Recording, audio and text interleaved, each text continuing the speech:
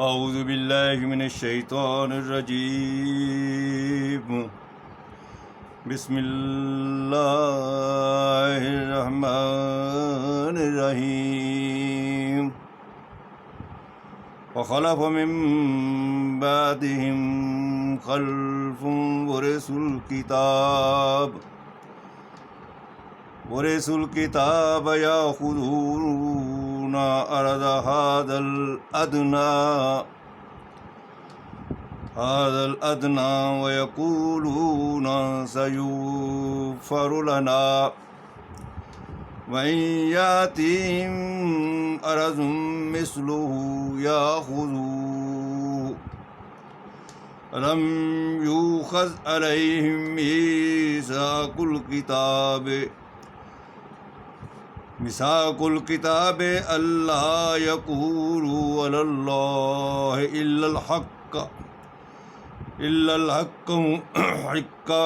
الحق ودرسوا ما فيه والدار الآخرة خير للذين يتقون أفلا تعقلون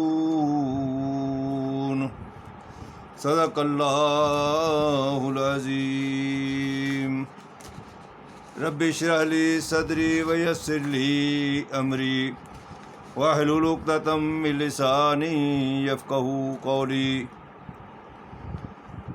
اللہم صلی علی محمد وعلی آلہ واصحابہ اجمعین۔ حضرات، سورہ اعراف کی آیت نمبر 169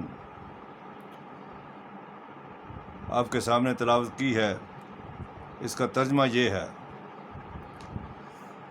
پھر ان کے پیچھے آئے ناخلف جو وارث بنے کتاب کے، لے لیتے ہیں اسباب اس ادنا زندگانی کا اور کہتے ہیں کہ ہم کو معاف ہو جائے گا۔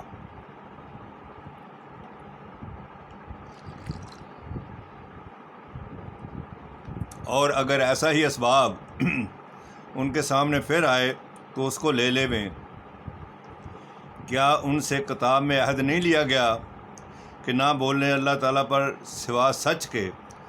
اور انہوں نے پڑھا ہے جو کچھ اس میں لکھا ہے، اور آخرت کا گھر بہتر ہے تقوی والوں کے لیے۔ کیا تم نہیں سمجھتے؟ اللہ تبارک تعالیٰ نے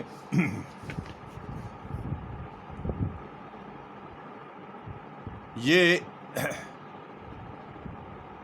ایک حقیقت بیان کی ہے ان لوگوں کی جو انبیاء کرام اور صحابہ کرام کے بعد تیسری نسل میں آئے، ان کے بارے میں کہ وہ کتاب کے وارث تو بنائے گئے لیکن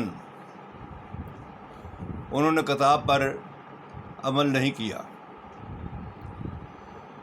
ہم اس سے پہلے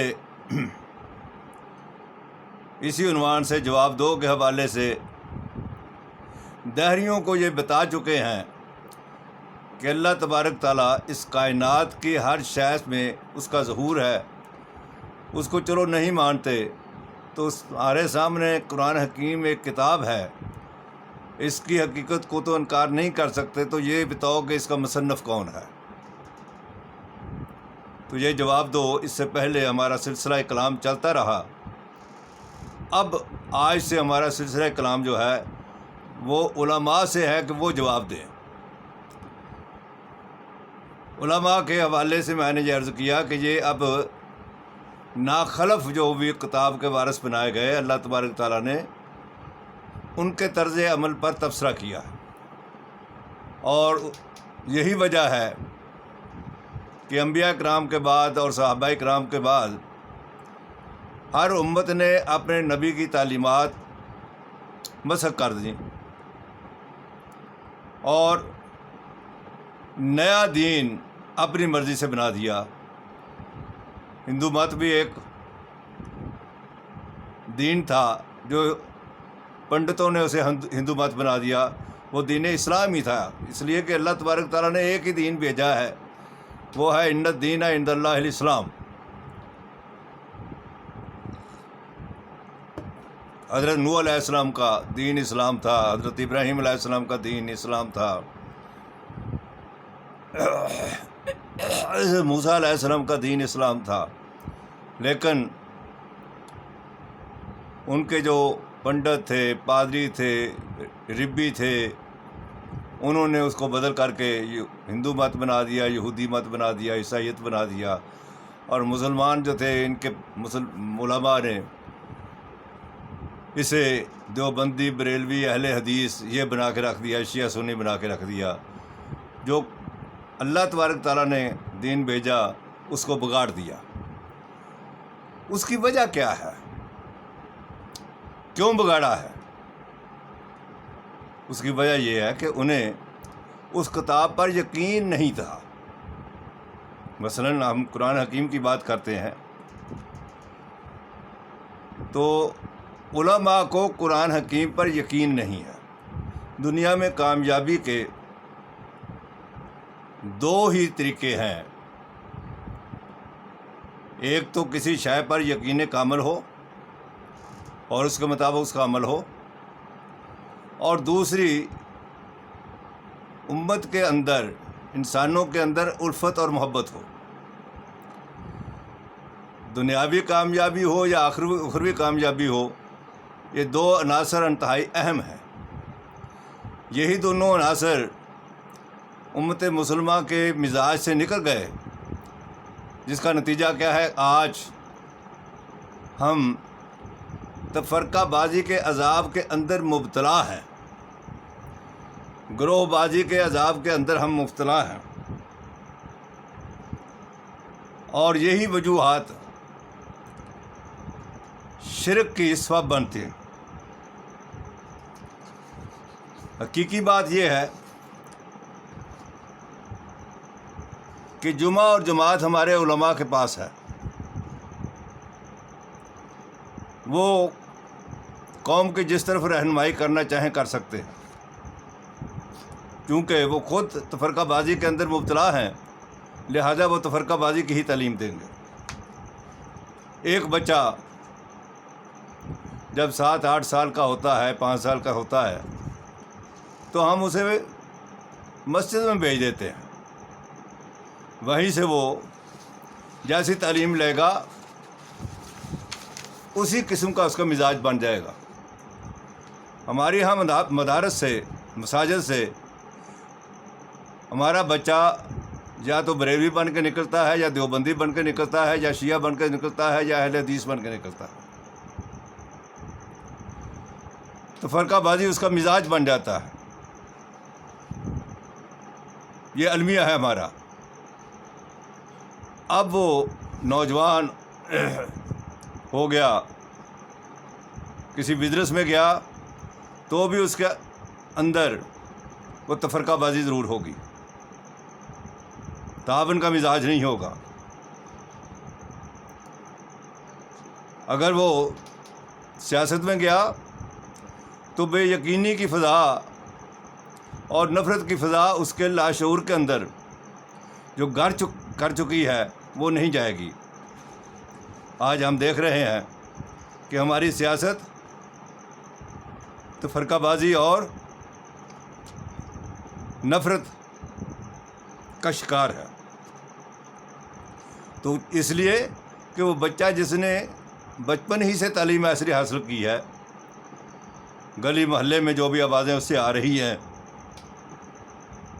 ایک ہی گلی اور ایک ہی محلے کے اندر 3 مختلف مسالک کی مساجد ہوں گی، تو بچہ کس طرف جائے گا؟ تفرقہ بازی کے علاوہ اسے وہ کچھ نہیں سیکھے گا۔ تو یہی تفرقہ بازی اور بے یقینی اس کے مزاج کا جو حصہ بنے گی، تو میدان کارزار میں دنیا کے اندر وہ اسی سائیکالوجی کے ساتھ دنیا کے ساتھ معاملات کرے گا۔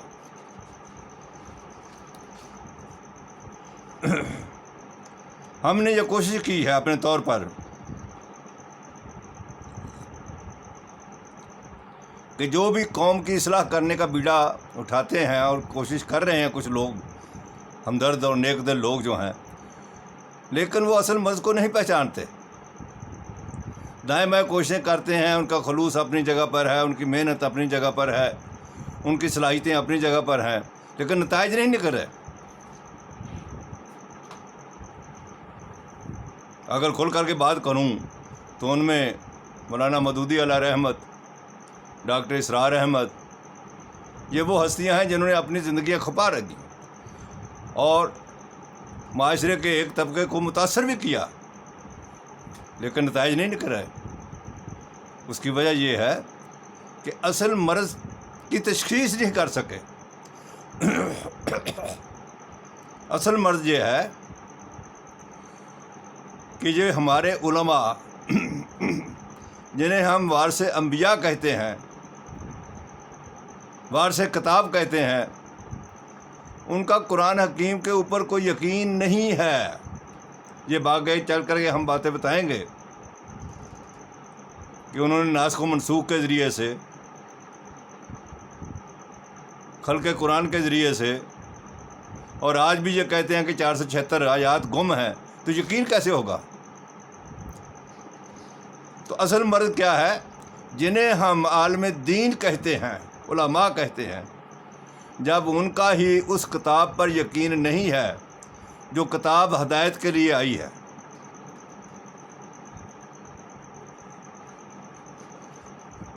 تو اصلاح کیسے ہو سکے گی؟ ایک تو یہ، دوسری اس بے یقینی نے از خود بچے دیے، آف شوٹ اس کا یہ ہوا کہ تفرقہ بازی ہو گئی۔ اب اگر کوئی شخص اصلاح کرنا چاہتا ہے قوم کی، امت کی، تو اسے اس بیماری کو دور کرنا ہوگا کہ علماء کے اندر یقین پیدا کریں کہ قرآن حکیم حق ہے، اس میں کوئی تبدیلی نہیں ہے، یہ قطعاً منسوخ نہیں ہے، اور تفرقہ بازی عذاب الہی ہے۔ اگر ہم متفرق ہیں، تفرقہ بازی ہے، تو اللہ تعالیٰ کے عذاب میں ہیں۔ اور جو ایسی حدیثیں بنا رکھی ہیں کہ اللہ تعالیٰ نے حضور اکرم صلی اللہ علیہ وسلم کی یہ دعا نہیں قبول کی، یہ ساری کی ساری ان اسلامک ہے۔ تو یہ مرض ہے، جس نے بھی کوئی قوم کی اصلاح کرنی ہے تو اس مرض کو دور کرنے کی کوشش کرے۔ الہامی کتابیں جو بھی آئی ہیں، کیا وہ اگلے جہان کے لیے ہیں یا اس جہان کے لیے ہیں؟ ہم نے اسے مردوں کو بخشانے کے لیے، پوجا پاٹ کے لیے رکھ لیا ہے۔ رمضان کا مہینہ ابھی جا رہا ہے،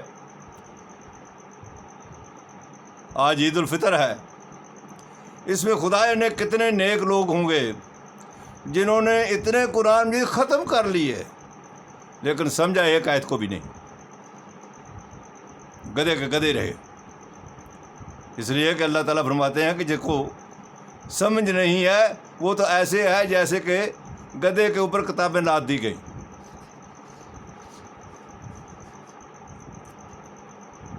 اللہ تعالیٰ نے حضرت آدم علیہ السلام، حضرت اماں حوا اور شیطان تینوں کو بھیجا دنیا میں جاؤ، تو یہاں پہ یارو مددگار نہیں چھوڑا، فرمایا کل نہبطوا منہا جمیعا، چلے جاؤ سارے یہاں سے، فَإِمَّا يَأْتِيَنَّكُم مِّنِّي هُدًى، میری طرف سے جو ہدایت آئے، فَإِمَّا يَأْتِيَنَّكُم مِّنِّي هُدًى فَمَن تَبِعَ هُدَايَا، جو میری ہدایت پر عمل کرے گا اسے کوئی خوف نہیں ہوگا، کوئی غم نہیں ہوگا۔ تمام امراض کی جڑ یہ انگزائٹی ہے، خوف ہے، غم ہے۔ صحت کی خرابی کا سب سے بڑا سبب خوف اور غم ہے۔ تو اس کو دور کرنے کے لیے اللہ تعالیٰ نے کتابیں بھیجی تاکہ اس دنیا کو بہتر طریقے پر بنائے۔ یہ تمام الہامی کتابیں جو ہیں وہ اس دنیا کو بہتر بنانے کے لیے آئی ہیں، اور آخرت تو اس کا آف شوٹ ہے۔ بائی پروڈکٹ ہے، جس نے اس دنیا کو خوف اور غم سے نجات اس دنیا میں حاصل کر لی، آخرت میں بھی اسے اللہ تبارک تعالیٰ خوف اور غم سے نجات دے دے گا۔ لیکن ہم نے کتابوں کو اگلے جہان کے لیے رکھا ہے۔ یہ علماء کا تصور 100% غلط ہے۔ یہ کتابیں اس دنیا کو بہتر بنانے کے لیے آئی ہیں۔ ربنا آتنا فی الدنیا حسنہ، اللہ تعالیٰ ہمیں اچھی دنیا یہ دے دے۔ آتنا فی الدنیا حسنہ وفی الآخرۃ حسنہ، تو بھی اچھی کی دعا تو مانگی ہے، لیکن اچھی کیسے بنے گی؟ اس کتاب کو پکڑنے کے ذریعے سے بنے گی۔ یہ کتاب ثواب کی کتاب نہیں ہے، عمل کی کتاب ہے۔ اگر ہم عمل کریں گے دنیا بھی بہتر بن جائے گی اور آخرت بھی بہتر بن جائے گی۔ صحابہ انبیاء کرام جو کتاب لے کر کے آئے اور ان کے ساتھ صحابہ کرام، انہوں نے کتابوں پر 100% منوعن عمل کیا اور کامیاب ہوئے۔ 313 پوری دنیا میں انقلاب لا کر کے اللہ کے ہاں چلے گئے، پوری دنیا میں انقلاب لائے، اس لیے کہ انہوں نے کتاب کو مضبوطی سے پکڑا۔ وَاعْتَصِمُوا بِحَبْلِ اللَّهِ جَمِيعًا وَلَا تَفَرَّقُوا، کتاب کو مضبوطی سے پکڑو اور اس میں تفرقہ نہ کرو۔ اور مولوی اپنے تفرقے کی دلیل، یہ 73 فرقے ہوں گے، حدیث بھی لے کے آتے ہیں، قرآن بھی چھوڑ دیتے ہیں۔ وہ حدیث بھی ترمذی کی ہے اور اس کی کیا کیفیت ہے۔ اللہ تعالیٰ کہتا ہے کہ میں نے تمہارے اندر محبت پیدا کر دی، فَأَلَّفَ بَيْنَ قُلُوبِكُمْ، اور تم کہتے ہو نفرتیں ہونی چاہیے۔ غرض کرنے کا مقصد یہ ہے کہ تیسری نسل میں، جنہیں ہم تابعین کہتے ہیں، اللہ تعالیٰ نے تمام مذاہب پر تبصرہ کیا کہ تیسری نسل میں کیا ہے، پھر ان کے پیچھے ناخلف جو وارث بنے کتاب کے لے لیتے ہیں اسباب اس ادنا زندگانی کا، اور کہتے ہیں کہ ہم کو معاف ہو جائے گا، اور اگر ایسا ہی اسباب ان کے سامنے پھر آئے تو اس کو لے لیویں۔ یہ تبصرہ ہے اللہ تبارک تعالیٰ کا تیسری نسل پر۔ سورہ اعراف آیت نمبر 169 ہے۔ کیا ان سے کتاب میں عہد نہیں لیا گیا کہ نہ بولیں اللہ تعالیٰ پر سوا سچ کے، اور انہوں نے پڑھا ہے جو کچھ اس میں لکھا ہے، اور آخرت کا گھر بہتر ہے تقوی والوں کے لیے، کیا تم نہیں سمجھتے؟ ہمارے علماء جواب دیں کہ انہوں نے کتاب کو ناسخ و منسوخ اور خلق قرآن کے مسائل میں ڈال کر کے بے وزن کیوں کیا ہے، اور اس کو چھوڑ کر کے اور روایات پر جو ہے وہ دین کھڑا کیا، جس کا نتیجہ کیا ہے؟ آج ہم تفرقہ بازی کی عذاب میں مبتلا ہیں۔ اللہ تبارک تعالیٰ مجھے بھی اور سامعین کو بھی سمجھنے کی توفیق عطا فرمائے۔ وآخر دعوانا ان الحمد للہ رب العالمین۔